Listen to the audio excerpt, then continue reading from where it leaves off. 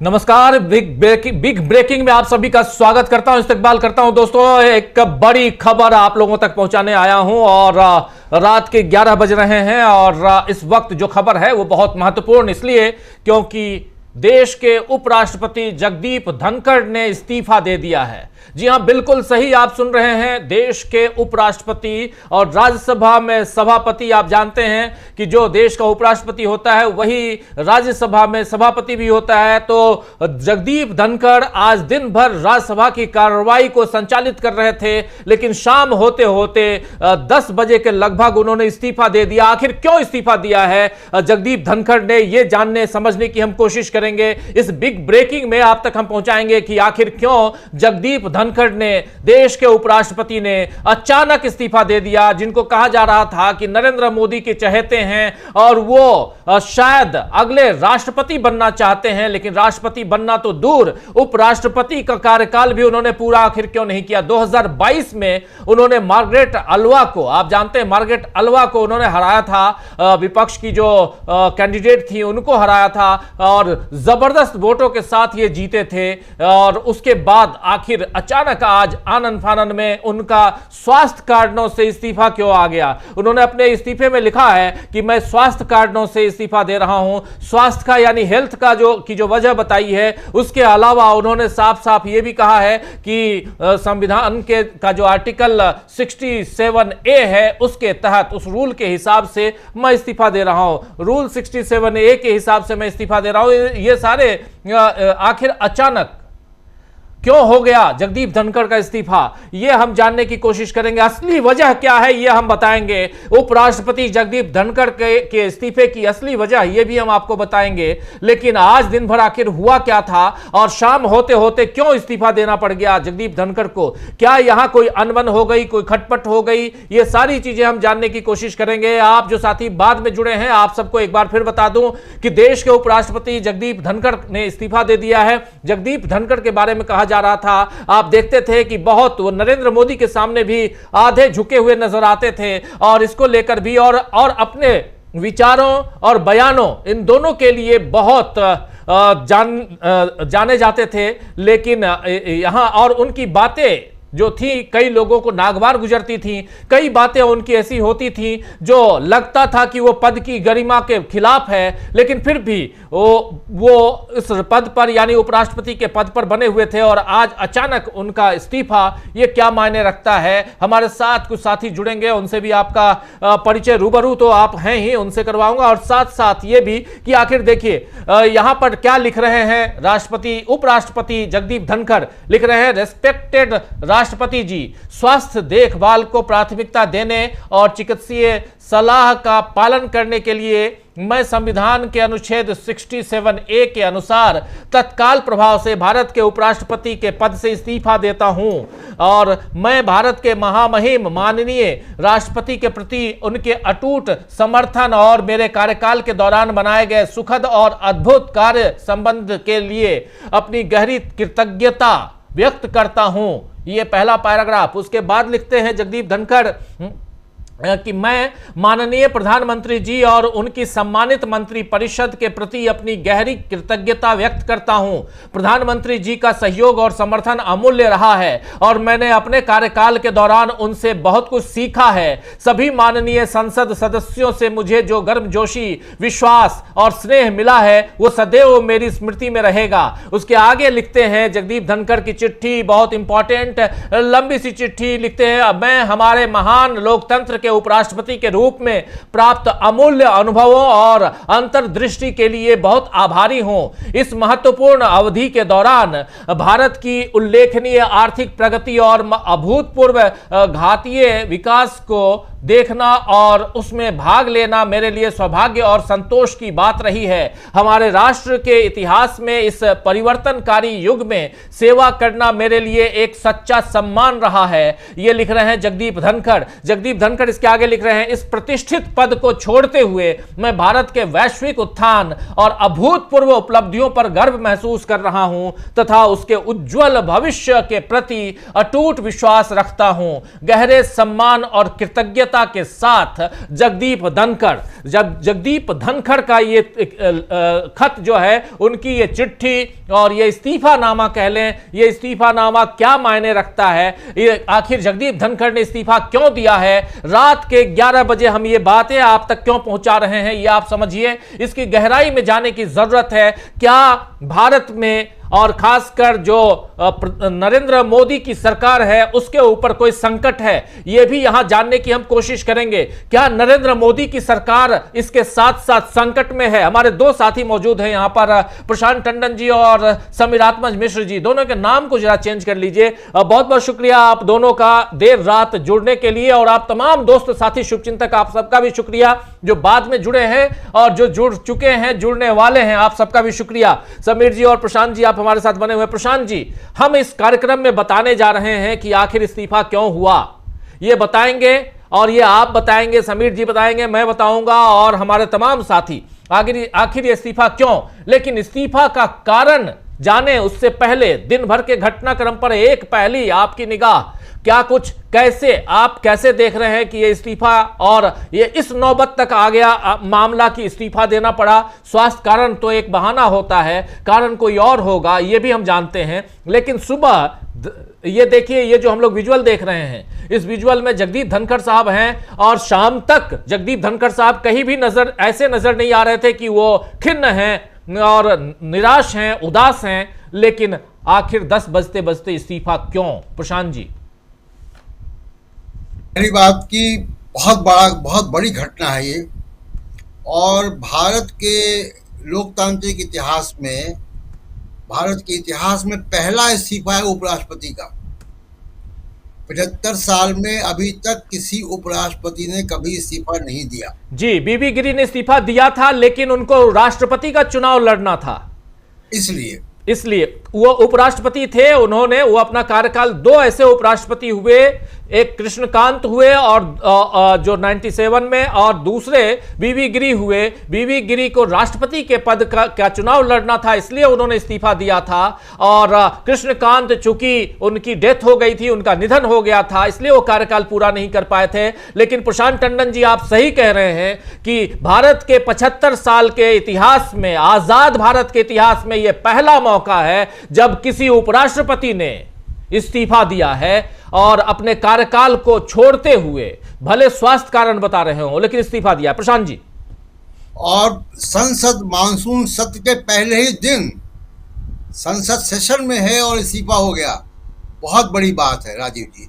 और आपने बिल्कुल ठीक कहा, देखिए इतने बड़े संवैधानिक पद पे कोई होता है और वो इस्तीफा देगा तो वो स्वास्थ्य कारण ही बताएगा।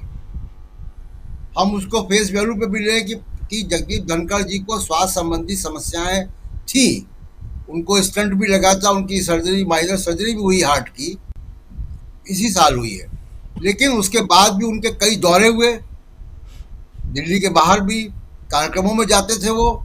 और आज शाम को 6 बजे इस्तीफे के कुछ घंटे पहले जगदीप धनखड़ जी की विपक्षी नेताओं के साथ बैठक हुई। वहां इस स्वास्थ्य की कोई बात नहीं थी। जगदीप धनखड़ जी ने पूरे जोश और खरोश के साथ आज का सदन चलाया। हम लोगों ने देखा, अभी न्यूज पॉइंट में चर्चा भी की बहुत लंबे समय तक हम लोगों ने। तस्वीरें अभी हमको दिख रहे हैं, तो कहीं उनकी चेतनता में स्वास्थ्य संबंधी कोई ऐसा मामला नहीं आया। ऐसा कोई बुलेटिन भी उपराष्ट्रपति के दफ्तर से नहीं आया या सेक्रेटेरिएट से, चेयरमैन राज्यसभा के, कि उनका स्वास्थ्य खराब है। और अचानक स्वास्थ्य इतना खराब हो गया कि वो इस्तीफा दे दें। एक दो अब उसमें हम लोग केवल अटकलें लगा सकते हैं कि क्या कारण रहे होंगे। पहली बात, मुझे नहीं लगता कि ये सरकार की जानकारी में ये इस्तीफा हुआ है, यानी ये जगदीप धनखड़ साहब की अपनी तरफ से अपना इनिशिएटिव है, एक तरफा कार्रवाई है। सरकार से सलाह मशवरा के साथ ये नहीं हुआ होगा, ऐसा मेरा मानना है, जो घटनाक्रम बता रहा है। और 2 बहुत इंपॉर्टेंट बातें आज राज्यसभा में हुई हैं।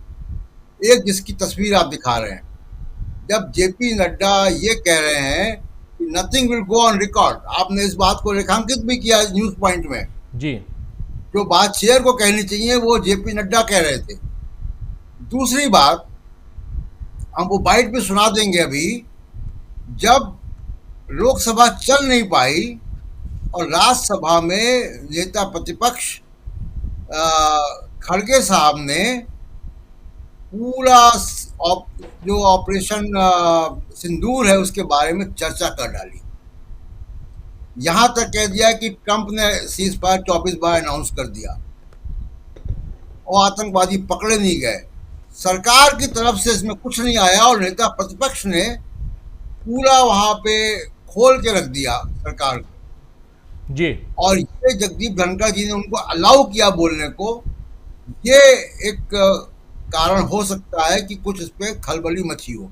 और दूसरा एक बहुत बड़ा कारण मैं बताने जा रहा हूं, इसकी तरफ ज़्यादा जो है वो वजन लगता है कि बात हुई होगी।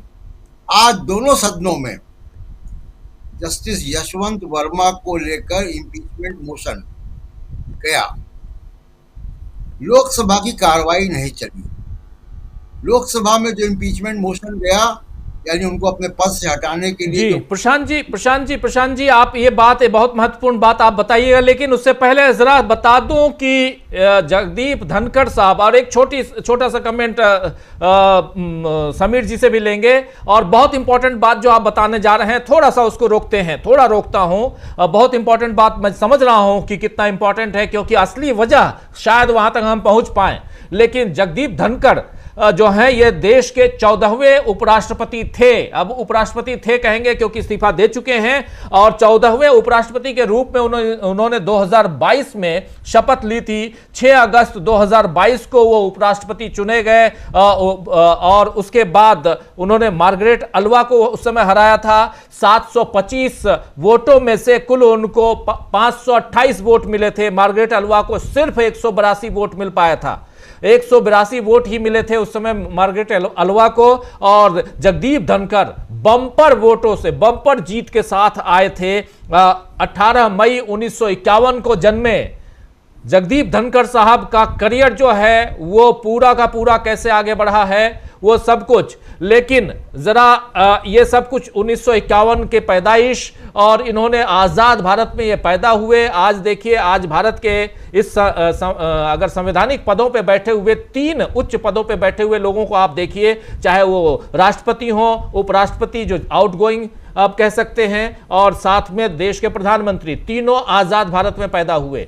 और लेकिन इस वक्त एक ट्वीट भी आया है, जयराम रमेश का ट्वीट, बड़ा लंबा चौड़ा ट्वीट लिख रहे हैं कि उपराष्ट्रपति और राज्यसभा में सभापति का अचानक इस्तीफा जितना चौंकाने वाला है उतना ही अकल्पनीय भी है। आज शाम करीब 5 बजे तक मैं उनके साथ था, वहां कई अन्य सांसद भी साथ थे, और शाम 7:30 बजे मेरी उनसे फोन पर बातचीत भी हुई थी। निसंदेह श्री जगदीप धनखड़ को अपने स्वास्थ्य को सर्वोच्च प्राथमिकता देनी चाहिए, लेकिन यह भी स्पष्ट है कि उनके इस बिल्कुल अप्रत्याशित इस्तीफे के पीछे जो दिखाई दे रहा है उससे कहीं अधिक है। हालांकि यह समय अटकलें लगाने का नहीं है। श्री जगदीप धनखड़ ने सरकार और विपक्ष दोनों को समान रूप से आड़े हाथों लिया।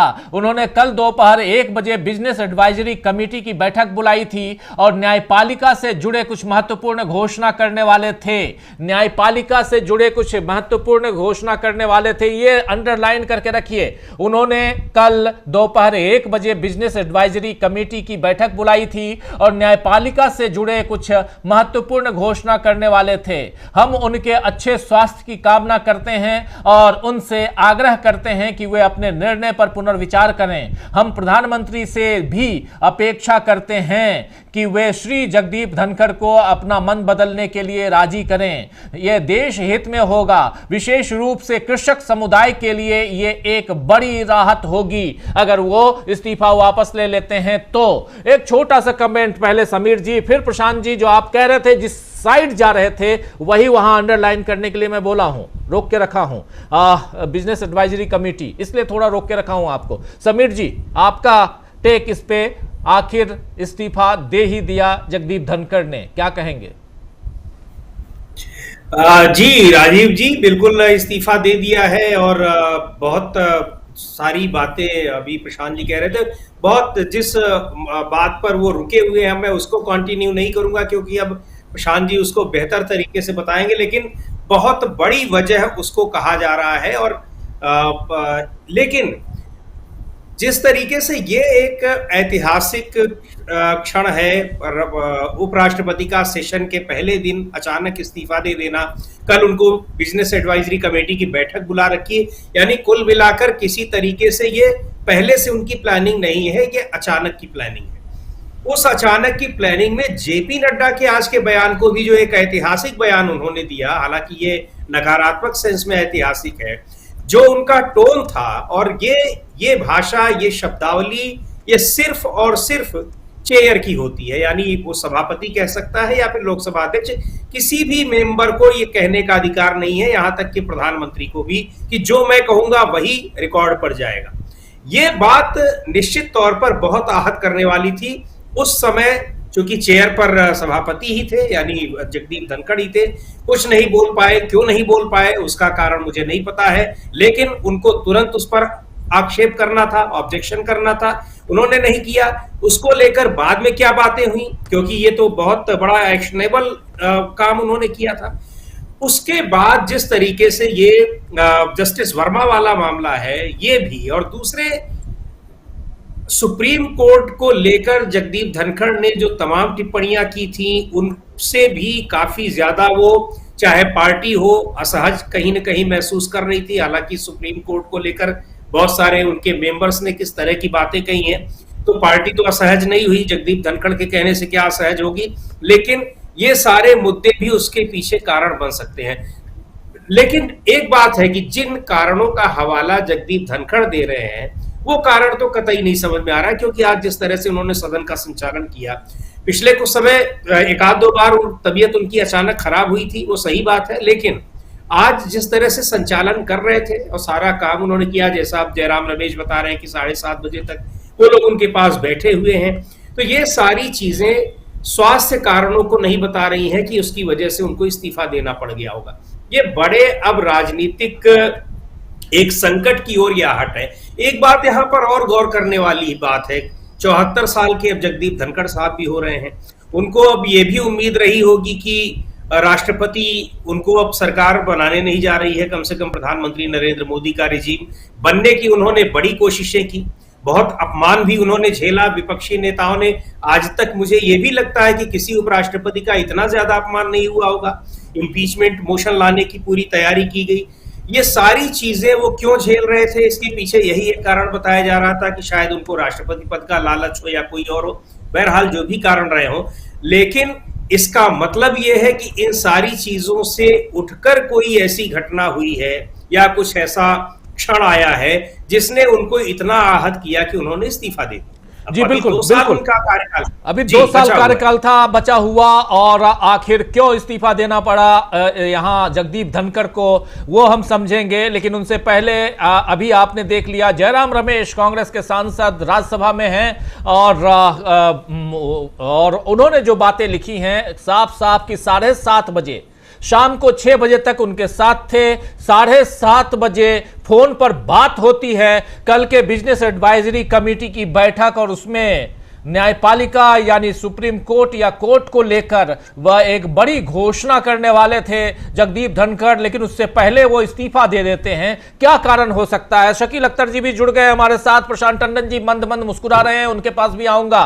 शकील अख्तर जी, आखिर आप दिन भर, और अभी तो ये तो जगदीप धनखड़ साहब तो आपके अच्छे मित्र रहे हैं, लगातार 40 वर्षों का आपका उनके साथ संबंध रहा है, और इसलिए शकील जी जरा आपसे समझना चाहता हूं कि जगदीप धनखड़ साहब इतने चौंकाने वाले तो नजर नहीं आते थे, आज इतना चौंका क्यों दिया उन्होंने, ये जरा बताइए। इस्तीफे की असली वजह भी बताएंगे हम, और हालांकि कुछ अटकलें ही होंगी, लेकिन फिर भी कुछ तो हम उसके करीब पहुंचेंगे ही।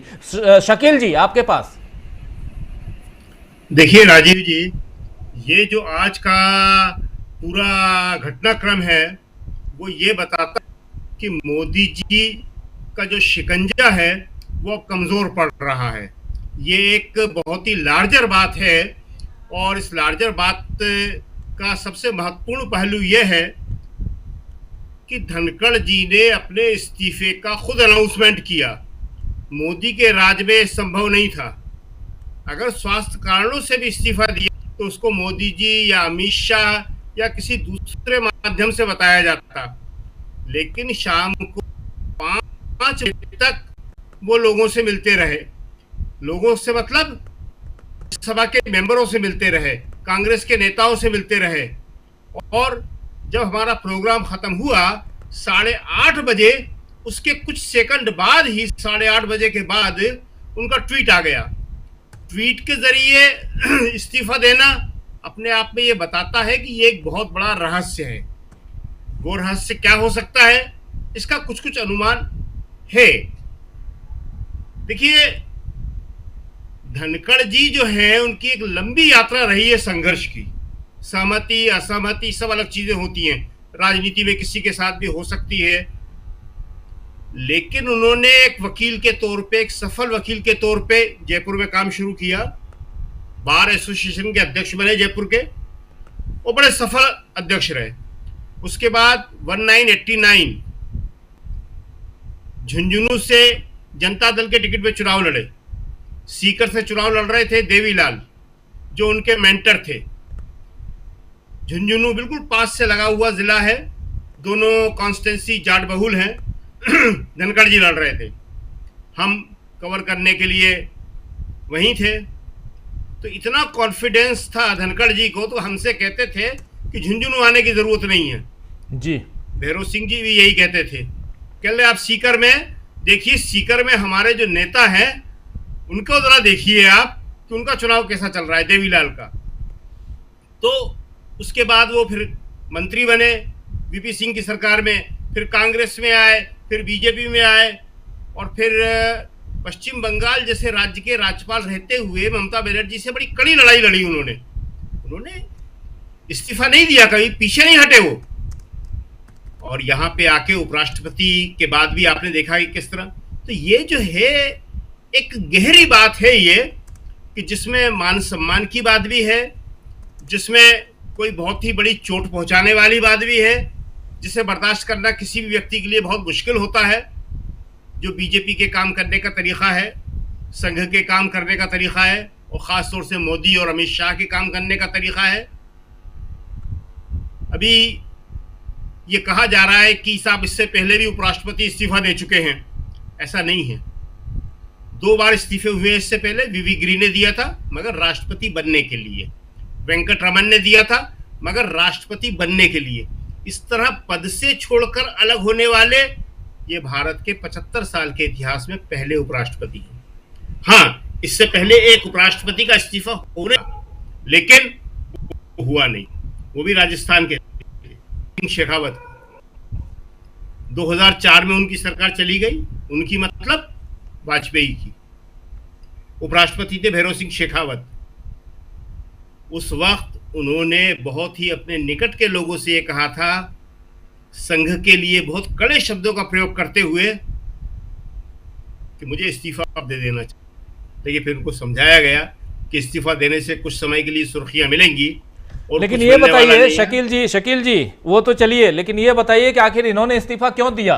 दिन भर तो आप भी थे पार्लियामेंट में। देखिए, आज जो है खड़गे जी को जिस तरह बोलने का मौका दिया, लोकसभा में राहुल गांधी को बोलने का मौका नहीं दिया, ये एक बड़ा सवाल बन गया।